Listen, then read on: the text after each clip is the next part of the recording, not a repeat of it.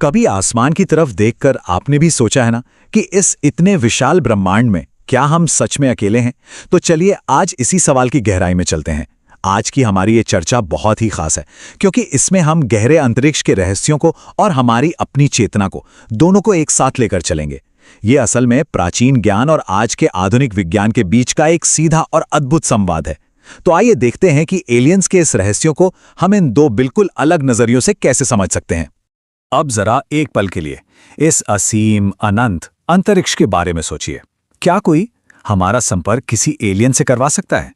अब अगर हम मॉडर्न साइंस के नजरिए से देखें तो भाई ब्रह्मांड की विशालता देखकर लगता है कि एलियंस तो पक्का होंगे, लेकिन हकीकत तो यह है कि फिलहाल हमारे पास किसी दूसरे ग्रह पर कॉल लगाने के लिए कोई इंटरस्टेलर फोन नंबर मौजूद नहीं है।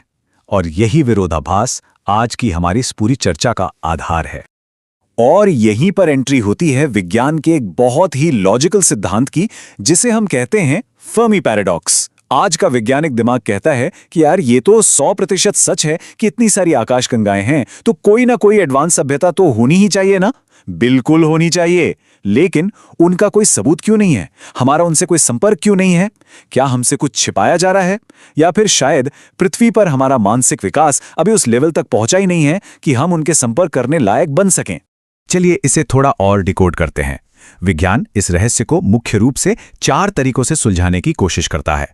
पहला है ज़ू हाइपोथेसिस, यानी शायद वो एडवांस्ड एलियंस हमें दूर से किसी चिड़ियाघर की तरह देख रहे हैं और हमारे समझदार होने का इंतजार कर रहे हैं। दूसरा है तकनीकी अंतर। तीसरा है कवर अप थ्योरी कि भाई संपर्क तो हो चुका है लेकिन दुनिया के सिस्टम को बचाने के लिए जानकारी छिपाई जा रही है। और चौथा, जो सच में सबसे डरावना है, द ग्रेट फिल्टर। ये जो तकनीकी अंतर वाली बात है ना, ये बड़ी दिलचस्प है। इसे ऐसे समझिए, क्या आप चींटियों के एक झुंड को इंटरनेट काम करने का तरीका समझा सकते हैं? बिल्कुल नहीं, है ना? ठीक वैसे ही हो सकता है कि उन एडवांस्ड एलियंस की बातचीत करने की तकनीक लेजर या टेलीपैथी के लेवल तक पहुंच गई हो, और हम आज भी अपने रेडियो सिग्नल लेकर बैठे हैं जो उन्हें शायद अंतरिक्ष का सिर्फ बैकग्राउंड शोर लगता हो।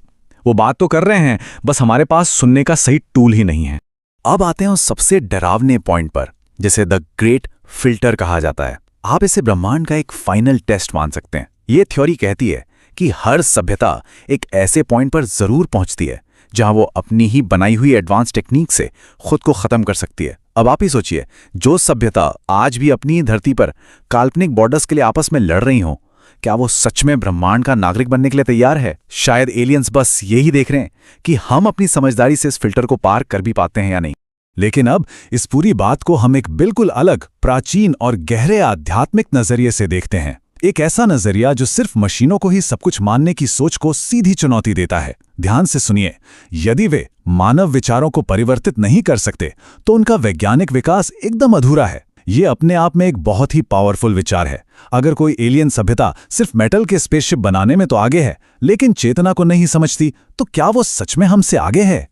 इस फर्क को आप बिल्कुल साफ देख सकते हैं। एक तरफ है हमारा वैज्ञानिक विकास जो स्पेसशिप, रेडियो सिग्नल्स और धातु पट्टिका है, और दूसरी तरफ है चेतना का विकास जो शुद्ध ज्ञान, ध्यान और उस ब्रह्मांडीय ऊर्जा पट्टिका है। हमारा प्राचीन नजरिया ये कहता है कि इंसान के दिमाग का असली विकास भौतिक चीजों से नहीं बल्कि शुद्ध ज्ञान से हुआ है। तो अगर वो तथाकथित एडवांस एलियंस हमारे दिमाग को शुद्ध विचार ही नहीं दे सकते, तो फिर वो पूरी तरह से विकसित कैसे कहलाएंगे? जब हम इस प्राचीन ज्ञान को सुनते हैं ना, तो वो तेज रफ्तार वाला मॉडर्न साइंस का नजरिया भी एक पल के लिए रुककर सोचने पर मजबूर हो जाता है। क्या हम सच में उनके संपर्क के लायक नहीं हैं? जरा सोचकर देखिए, इंसानों के पास जो प्यार, करुणा और अध्यात्म की ताकत है, हो सकता है वो पूरे ब्रह्मांड में बहुत रेयर हो। शायद हम कमतर नहीं हैं, बल्कि ब्रह्मांड के नजरिए से हम बहुत ही खास और मूल्यवान हैं। तो चलिए एडवांस्ड एलियन की हमारी जो परिभाषा है उसे थोड़ा री-इवैल्यूएट करते हैं। क्या पता उन एलियन सभ्यताओं में भाषा या इमोशंस नाम की कोई चीज ही ना हो। शायद वो सिर्फ प्योर मैथ्स या टेलीपैथी में बात करते हों। अगर ऐसा है तो इंसान के जो शुद्ध विचार हैं वो उनके लिए एक ऐसी कॉम्प्लेक्स फ्रीक्वेंसी हो सकते हैं जिसे वो डिकोड ही ना कर पा रहे हों। या फिर ये भी तो हो सकता है कि वो हमारी इस असीम मानसिक और कॉस्मिक एनर्जी से डरते हों। है ना कमाल की बात? और ये चीज हमें एक बहुत ही बड़े सवाल के सामने लाकर खड़ा कर देती है। अगर आज कोई बहुत ही एडवांस सभ्यता हमसे पूछे कि भाई मानवता की सबसे बड़ी अचीवमेंट क्या है, तो हम क्या बताएंगे?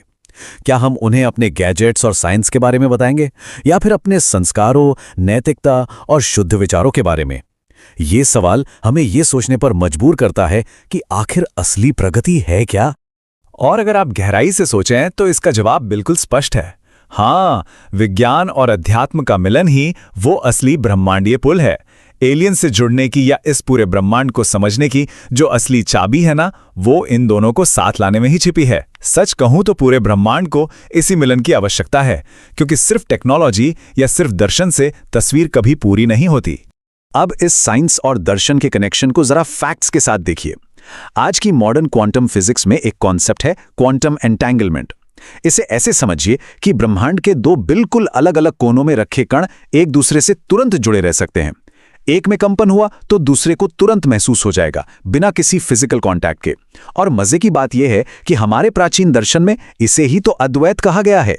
मतलब जो बात साइंस आज साबित कर रहा है वो हमारे आध्यात्मिक ज्ञान में सदियों से मौजूद है, कि ब्रह्मांड में हर चीज मूल रूप से एक ही चेतना से जुड़ी हुई है।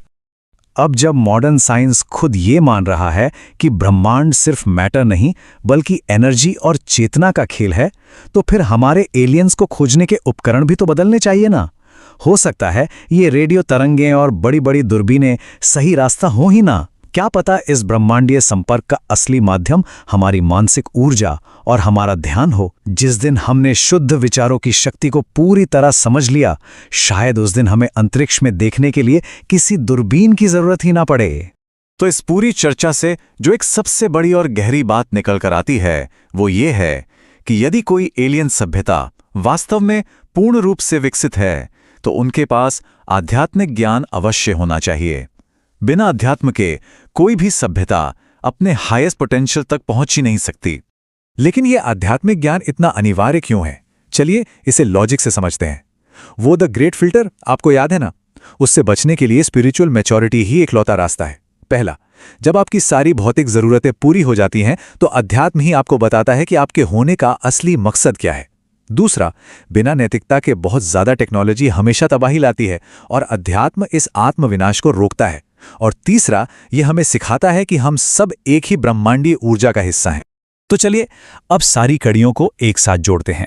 हमारे प्राचीन ग्रंथों में अलग अलग लोकों यानी आयामों की और सिद्ध पुरुषों की बात की गई है। ये वो थे जिन्होंने अपनी चेतना से फिजिकल लिमिट्स को पार कर लिया था।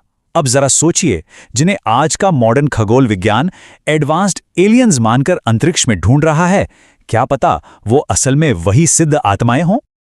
और अंत में ये सब हमें एक ऐसे सवाल पर लाकर छोड़ देता है जो सच में आपको सोचने पर मजबूर कर देगा। क्या वो एडवांस सभ्यताएं हमसे इसलिए बात नहीं कर रही हैं क्योंकि वो इंतजार कर रही हैं इस बात का कि इंसानियत पहले अंदर से विकसित हो? क्योंकि जब तक हम आंतरिक रूप से उस लेवल तक नहीं पहुंचेंगे, हम उनके संदेश को समझ ही नहीं पाएंगे। शायद कॉस्मिक एक्सप्लोरेशन की अगली सबसे बड़ी छलांग बाहर अंतरिक्ष में नहीं बल्कि पूरी तरह से हमारे अपने भीतर होने वाली है। यकीनन ये एक ऐसा विचार है जिस पर हम सबको गहराई से चिंतन करना चाहिए।